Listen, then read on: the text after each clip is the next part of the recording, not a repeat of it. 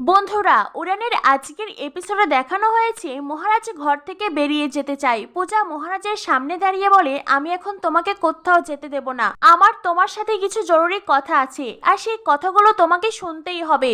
মহারাজ বলে, পূজা সামনে থেকে সরে দাঁড়াও। পূজা বলে, না, আমি কোথাও যাব না। মহারাজ পূজাকে জোরে ধমক দেয়। পূজা বেশ ভয় পেয়ে যায়, কিন্তু পূজা তবু মহারাজের সামনে থেকে সরে না। মহারাজের ধমক খেয়ে পূজার চোখ বেয়ে জল ঝরতে থাকে, আর পূজার চোখের দিকে তাকিয়ে মহারাজ বলে, ডিসগাস্টিং। এই বলে মহারাজ খাটের উপরে বসে পড়ে। পূজা ঘরের দরজা বন্ধ করে দিয়ে মহারাজের কাছে আসে। মহারাজ বলে, আশ্চর্য বেহায়া, আশ্চর্য। পূজা তখন মহারাজের সামনে বসে বলে, হ্যাঁ, আমি বেহায়া, আমি অত্যন্ত বেহায়া।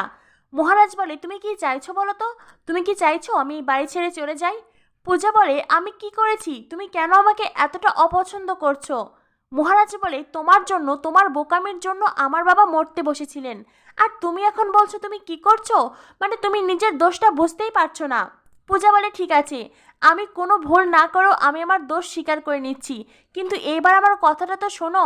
মহারাজ বলে, আমি তোমার কোনো কথা শুনতে চাই না। এই বলে মহারাজ ঘর থেকে বেরিয়ে যায়। পূজা তখন কাঁদতে থাকে। পূজা কাঁদতে কাঁদতে বলে, আমি এই ফ্রড প্রিয়াঙ্কা বৌদির আসল রূপ দেখে ফেলেছি। আমি বুঝতে পেরেছি উনি আমাদের সম্পর্ক নষ্ট করতে চান, কিন্তু এই কথাটা আমি তোমাকে বলতে পারলাম না। ফ্রড প্রিয়াঙ্কা বৌদি জিতে গেল, উনি আমার কাছ থেকে তোমাকে দূরে সরিয়ে দিল। এদিকে মহারাজ বারান্দায় দাঁড়িয়ে মনে মনে ভাবতে থাকে, পূজা আমাকে কি কথা বলতে চেয়েছিল? আমি কি তবে পূজার কথা না শুনে ভুল করলাম? আমার কি উচিত ছিল পূজার কথা শোনার? তখনই সেখানে সোমনাথ আসে। মহারাজ পূজার সম্পর্ক ভাঙতে বসেছে। সোম প্রিয়াঙ্কা তো দারুণ খুশি। সোম মহারাজের সামনে এসে বলে, আমরা দুটি ভাই শিবের গাজন গাই, ঠাকুমা গেছেন গয়া কাশি ডুগডুগি বাজায়। এই বলে সোমনাথ মহারাজের সামনে বগল বাজাতে থাকে। মহারাজ তখন সোমকে বলে, সত্যি কি তুই এতটাই বেহায়া? সোমনাথ বলে, হ্যাঁ, আমি বেহায়া, আমার 14 গোষ্ঠী বেহায়া। মহারাজ বলে, হ্যাঁ, এই কথাটা ঠিক বলেছিস, এই গোষ্ঠীতে তুই সবচাইতে বড় বেহায়া। তখনই সেখানে প্রিয়াঙ্কা আসে। প্রিয়াঙ্কা এসে সোমের হাত ধরে বলে, আমি হলাম মিসেস প্রিয়াঙ্কা মুখার্জি, ক্লাউড সেলুনের মালিক আর হিরে ব্যবসায়ী বাবার একমাত্র মেয়ে। এই কথা শুনে মহারাজ হাহা করে হাসতে থাকে। মহারাজের হাসির কারণ সোম প্রিয়াঙ্কা কিছুই বুঝতে পারছে না। সোমনাথ তখন মহারাজকে বলে, এই তুই তো নিজের ভুল পাল্টে ফেলেছিস। প্রিয়াঙ্কা মহারাজের দিকে হাঁ করে তাকিয়ে থাকে। মহারাজে কিসের ভুল পাল্টেছে প্রিয়াঙ্কা বুঝতে পারছে না। সোম তখন প্রিয়াঙ্কাকে বলে, কি সোনা, তুমি বুঝতে পারলে না তো?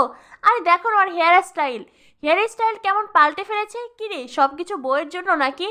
প্রিয়াঙ্কা বলে, আরে যাও, তুমিও না কি সব বলো, ওই সব কিছু জানা আছে। মহারাজ বলে, তোরা না এখানে এসে আমার মনটা বেশ ভালো করে দিলি। মাঝে মাঝে এইভাবে জোকার হয়ে তোরা আমার সামনে দাঁড়াবি। এই কথা শুনেই সোম প্রিয়াঙ্কার মুখের হাসি চুপসে যায়। প্রিয়াঙ্কা তখন মহারাজকে বলে, এই একদম মুখ সামলে কথা বলবে। মহারাজ তখন গান গায়, ওয়াদা না তোর। আর এটা শোনা মাত্রই প্রিয়াঙ্কার মনে পড়ে যায় বিয়ের দিনে মহারাজকে দিয়ে ওয়াদা করে নিয়েছিল প্রিয়াঙ্কা, আর সে কথা মনে পড়তেই প্রিয়াঙ্কার চোখ মুখ চুপসে যায়।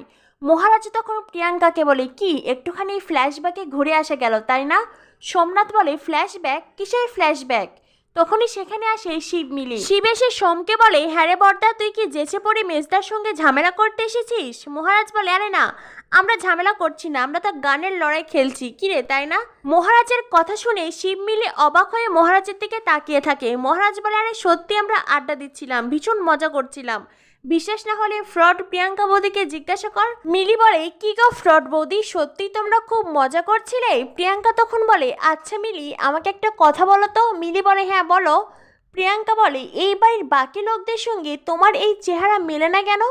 তোমাকে কি এই বাড়ির লোকেরা কুড়িয়ে এনেছে? প্রিয়াঙ্কার কথা শুনে মিলির চোখে জল ছলছল করে। মহারাজ তখন প্রিয়াঙ্কাকে বলে, এই ফ্রড, মুখ সামলে কথা, নইলে। সোমনাথ বলে, নইলে তুই কি করবি রে, কি করবি? মহারাজ তখন সোমের টুটি চেপে ধরে সোমকে দেয়ালের ওপরে তুলে ধরে। প্রিয়াঙ্কা বারবার করে মহারাজের হাত ছাড়াতে চেষ্টা করে, কিন্তু প্রিয়াঙ্কা কিছুতেই মহারাজের হাত ছাড়াতে পারে না। প্রিয়াঙ্কা মহারাজের হাতে ঝুল দেয়, তারপরেও মহারাজের হাত ছাড়াতে পারে না। শিব মিলিকে বলে, অবস্থা দেখ, প্রিয়াঙ্কা বৌদি তো ঝুলছে। মিলি বলে, কি গো ফ্রড বৌদি, আমার পিছনে লাগতে এসেছিলে না, এখন দেখো নিজেই কেমন ঝুলছো। প্রিয়াঙ্কা মিলিকে বলে, আগে আমি আমার সোনাকে ছাড়িয়ে নেই, তারপরে তোমাকে মজা বোঝাবো। প্রিয়াঙ্কা মহারাজের হাত বারবার ছাড়াতে চেষ্টা করে। মহারাজ হাত ছেড়ে দিতেই প্রিয়াঙ্কা ধপাস করে মাটিতে পড়ে যায়, কোমরে ভীষণ ব্যথা পায়।